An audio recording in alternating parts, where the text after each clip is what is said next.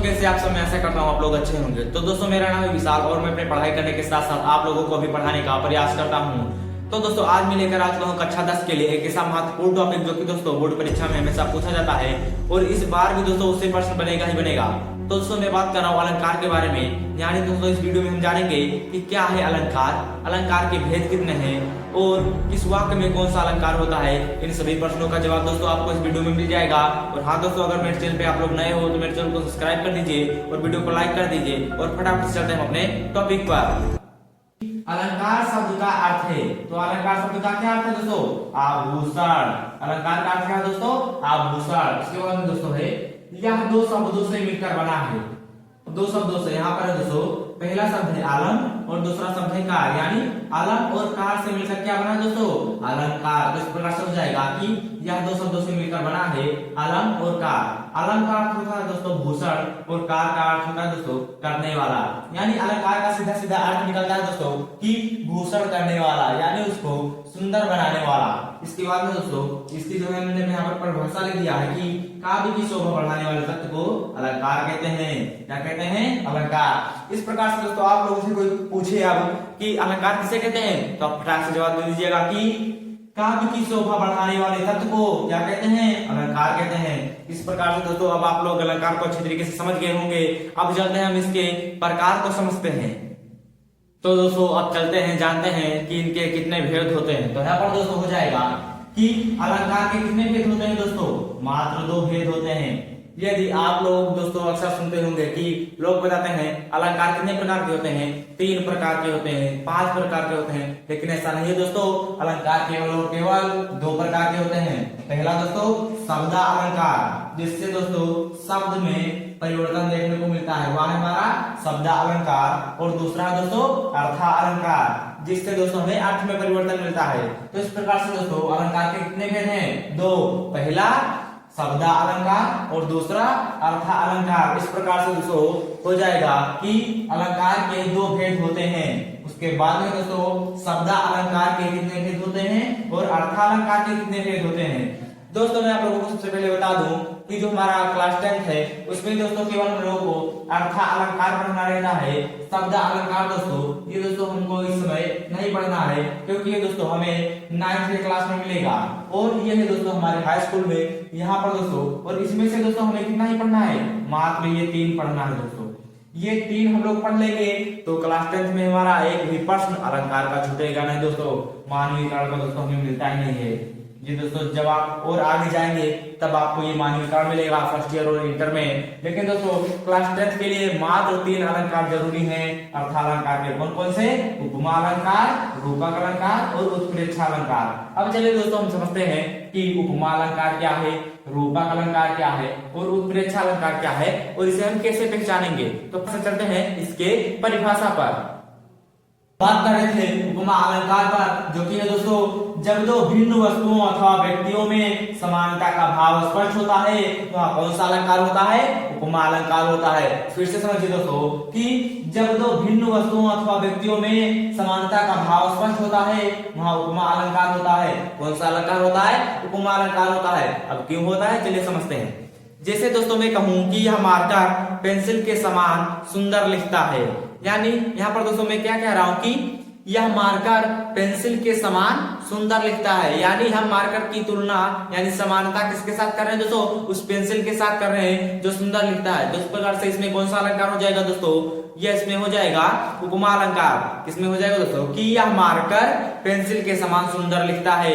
Marker pencil के समान सुंदर लिखता है, इस वाक्य में दोस्तों उपमा अलंकार हो जाएगा। इस प्रकार से दोस्तों एक और उदाहरण लेते हैं। जैसे यह बोर्ड एक चिट्ठे के समान लगता है। यहाँ पर दोस्तों हम इस बोर्ड की समानता किसके साथ कर रहे हैं? उस चिट्ठे के साथ कर रहे हैं। चिट्ठे का मतलब होता है दोस्तों एक लकड़ी का एक पतला सा टुकड़ा, यानी वो हो जाएगा यह बोर्ड चिट्ठे के समान दिखता है। तो यहाँ पर मैं क्या कह रहा हूँ दोस्तों कि यह जो बोर्ड है इसकी तुलना यानी समानता किससे दिखाई जा रही है?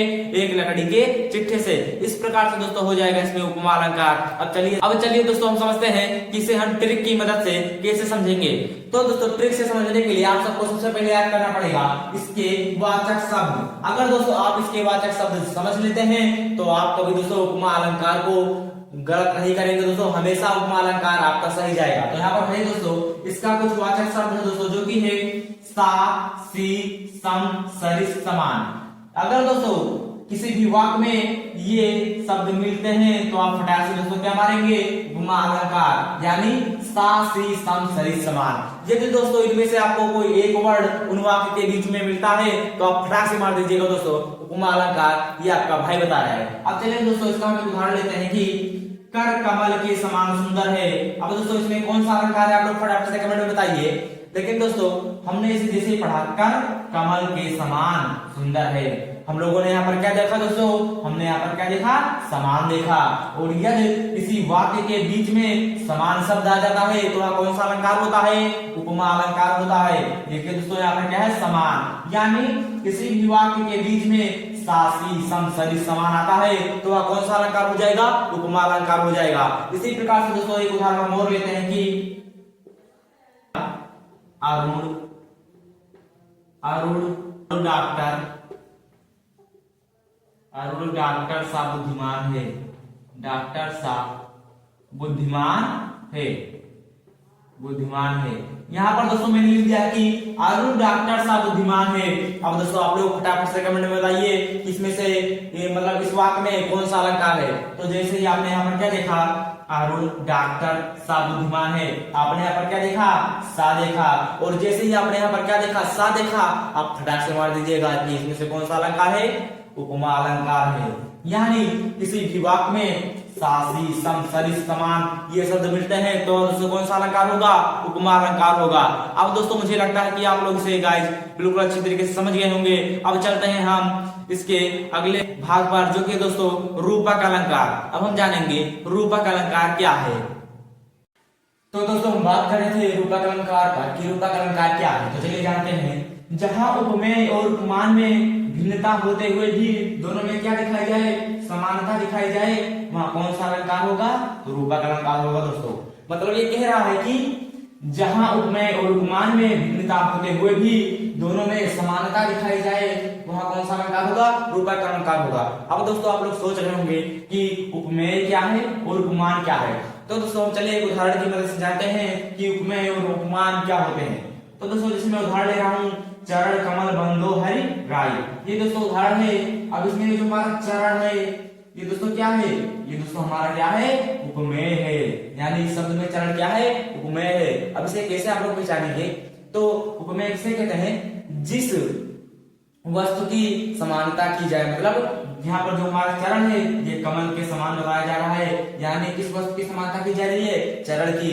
तो जिस वस्तु की बात की जा रही हो समानता करने के लिए वही हमारा उपमेय होगा। और उपमान क्या है दोस्तों, जिस वस्तु से इस वस्तु की तुलना की जाए। तो चरण की तुलना किससे की जा रही है दोस्तों, कमल से की जा रही है। मतलब इसके साथ इसकी समानता दिखाई जा रही है। तो हो जाएगा कि चरण कमल बंदो हरि राय में उपमेय क्या है, तो चरण हमारा उपमेय है, इसकी दोस्तों समानता की जा रही है। अब किसके साथ की जा रही है, तो कमल के साथ की जा रही है।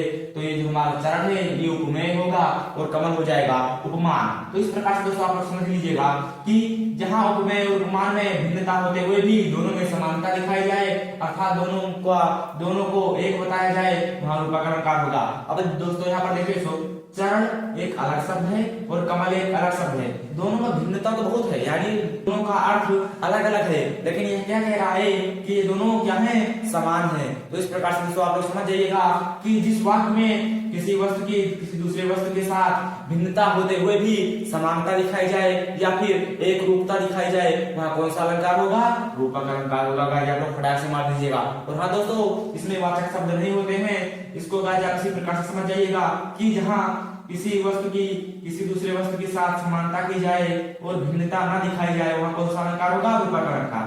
अगला उदाहरण है दोस्तों, मैया मैं तो चंद्र खिलौना लेता हूँ। मैया मैं तो चंद्र खिलौना, मतलब चंद्रमा जैसे, मतलब चंद्रमा जैसा नहीं, वही चंद्र खिलौना ही लूंगा। यहाँ पर दोस्तों उसका पूरा रोग बता दिया जा रहा है कि मैं चंद्र खिलौना ही लूंगा, मैं चंद्र जैसा नहीं लूंगा, मैं बल्कि चंद्र खिलौना ही लूंगा। यहाँ पर दोस्तों पूरा रूप बता दिया जाता है, इसलिए इसमें कौन सा अलंकार होगा, रूपक अलंकार। और चरण कमल बंदो हरि राय में कौन सा अलंकार, तो रूपक अलंकार। अब तो तो दोस्तों अब मुझे लगता है कि आप लोग रूपक अलंकार को बिल्कुल अच्छे तरीके से समझ गए होंगे। तो दोस्तों हम चलते हैं इसके अगले अलंकार पर, जो कि दोस्तों है उत्प्रेक्षा अलंकार। लेकिन दोस्तों उससे पहले आप लोग वीडियो को लाइक कर दीजिए और चैनल को सब्सक्राइब कर दीजिए और फटाफट से चलते हैं हम उत्प्रेक्षा अलंकार पर। दोस्तों हम बात कर रहे थे उत्प्रेक्षा अलंकार की। अब दोस्तों चलिए समझते हैं कि उत्प्रेक्षा अलंकार है क्या। तो जहां उपमेय में उपमान की संभावना व्यक्त की जाए वहां कौन सा अलंकार होगा, तो वहां पर दोस्तों हमारा उत्प्रेक्षा अलंकार हो जाएगा। इसके दोस्तों कुछ वाचक शब्द भी होते हैं, लेकिन दोस्तों उससे पहले मैं एक बार और समझेंगे कि जहां उपमेय में उपमान की संभावना व्यक्त की जाए वहां कौन सा अलंकार होगा, तो उत्प्रेक्षा अलंकार होगा। और इसके कुछ वाचक शब्द हैं जिन्हें कि आप लोग याद कर लीजिए, क्योंकि यदि किसी वाक्य में ये शब्द दोस्तों आपको मिल जाते हैं तो आप लोग दोस्तों आप क्या मानेंगे, उत्प्रेक्षा अलंकार। चलिए इसके वाचक शब्द को जान लेते हैं। जन जानो, मनु मानो, मनहु जनहु, ये आदि शब्द दोस्तों अगर आप लोगों को किसी वाक्य में मिलते हैं तो वहां पर कौन सा अलंकार होगा, फटाक से आप लोग बता दीजिएगा कि वहां पर कौन सा अलंकार है, उत्प्रेक्षा अलंकार है। अब चलिए दोस्तों एक उदाहरण की मदद से इसे हम समझते हैं। दोस्तों मैंने यहाँ पर उदाहरण लिखा है कि सोहत ओढ़े पीत पट, श्याम सरोले गार, मनो नीलमन सेल पर, आतप प्रयोग प्रभार। अब ये दोस्तों मैं आप लोगों से पूछूं कि इस वाक्य में कौन सा अलंकार है, तो आप लोग क्या बताएंगे दोस्तों। चलिए समझते हैं। जैसे ही आपने दोस्तों इसे पढ़ा, सोहत ओढ़े पीत पट, श्याम सरोले गार, मनो नीलमन सेल पर, आतप प्रयोग प्रभार। आपने यहाँ पर क्या देखा, आपने यहाँ पर मनो देखा। अब दोस्तों जैसे आपने मनो देखा तो जन जानो मन मानो, ये शब्द अगर आपको किसी वाक्य में मिलते हैं तो वहां पर कौन सा अलंकार होगा, फटाक से गाइस कौन सा अलंकार हो जाएगा, उत्प्रेक्षा अलंकार। यानी इसलिए यहाँ पर जो मैंने लिखा है इसमें कौन सा अलंकार है दोस्तों, इसमें उत्प्रेक्षा अलंकार है। अब चलिए दोस्तों हम तीनों अलंकारों के कुछ उदाहरण लेते हैं और उन्हें हम समझते हैं। तो दोस्तों मैंने यहाँ पर सभी अलंकार के कुछ उदाहरण लिखे हैं। अब चलिए गाइस इसमें आप लोग बताइए कि कई कई सरिस सुभग भुज दंडा, इसमें दोस्तों कौन सा अलंकार होगा। तो दोस्तों चलिए एक बार और समझते हैं कि करी कर सरिस सुभग भुज दंडा।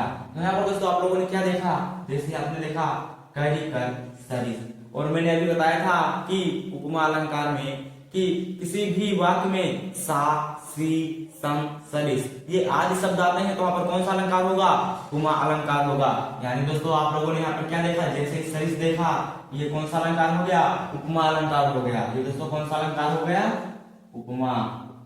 दोस्तों पहला हमारा दोस्तों उपमा अलंकार है। अब चलते हैं दोस्तों दूसरे पर, जो है मोर मुकुट की चंद्रिकन, यो राजत नंद नंद, मनुष्य शेखर की आकाश किए, शेखर सच्चन। एक बार और पढ़ते हैं। मोर मुकुट की चंद्रिका, यो राजत नंद नंद, मनुष्य शेखर की आकाश किए, शेखर सच्चन। आप लोगों ने दोस्तों यहाँ पर क्या देखा, जैसे आपने देखा मन, तो मैंने अभी बताया उत्प्रेक्षा अलंकार पे कि किसी भी वाक्य में मन, मानो, जनु, जानो, मनहु, जनहु ये आदि शब्द आपको किसी वाक्य में मिलते हैं तो वहां पर कौन सा अलंकार हो जाएगा, उत्प्रेक्षा अलंकार हो जाएगा। यानी दूसरे में कौन सा अलंकार हो जाएगा दोस्तों, उत्प्रेक्षा अलंकार हो जाएगा। ये लोग गाइस आप लोग कहीं नोट कर लें। और चलते हैं अपने तीसरे पर, जो कि है असुवन जल सींच सींच, भरमी युएं पड़ता। अब दोस्तों ये लोग गाइस आप लोगों के लिए होमवर्क है, आप लोग इसे गाइस होमवर्क में करेंगे। इसे गाइस आप लोग बताइएगा कमेंट में। आगे चलते दोस्तों, अनुपलेन सा मधुर स्पर्श था। यहाँ पर है दोस्तों अनुपलेन सा मधुर स्पर्श था।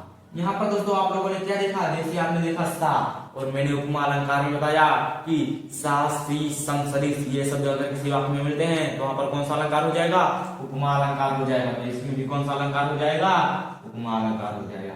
आगे है दोस्तों मन सागर मेरा ले जाता। इसमें बताइए दोस्तों कौन सा अलंकार है। तो आपने क्या देखा कि मन और सागर बहुत अलग अलग है दोस्तों। मन जो हमारा दिमाग है और सागर जो समुद्र है, इन दोनों में गाइस बहुत ज्यादा भिन्नता है, लेकिन ये क्या दिखा रहा है, एकता दिखा रहा है। मन सागर मेरा ले जाता, यानी इसमें दोनों में भिन्नता होते हुए भी यहाँ पर क्या बताया जा रहा है कि ये दोनों एक रूप है, तो इसलिए यहाँ पर कौन सा अलंकार हो जाएगा, रूपक अलंकार हो जाएगा दोस्तों। इसमें कौन सा अलंकार हो जाएगा, रूपक अलंकार, रूपक। लेकिन दोस्तों आप लोग भी ये वाला जरूर कमेंट करिएगा दोस्तों कि इन तीसरे में कौन सा अलंकार है। अब लोग दोस्तों आप लोग स्क्रीनशॉट लीजिए फटाफट से और इसे गाइस आप लोग नोट कर लीजिएगा। अब दोस्तों मुझे लगता है कि आप लोगों का अलंकार बहुत ही बढ़िया से कंठस्थ हो गया होगा। अब यदि आपसे कोई पूछे अलंकार तो आप लोग फटाक से इसी प्रकार से बता दीजिएगा दोस्तों। और हाँ दोस्तों, अगला वीडियो आप लोगों को किस टॉपिक पर चाहिए ये भी दोस्तों आप लोग कमेंट कर दें। और अगर आप लोगों को वीडियो अच्छा लगा है तो आप लोग चैनल को सब्सक्राइब कर दीजिए, वीडियो को लाइक कर दीजिए और मिलते हैं किसी अगले नए वीडियो में नए टॉपिक के साथ। तब तक के लिए जय हिंद।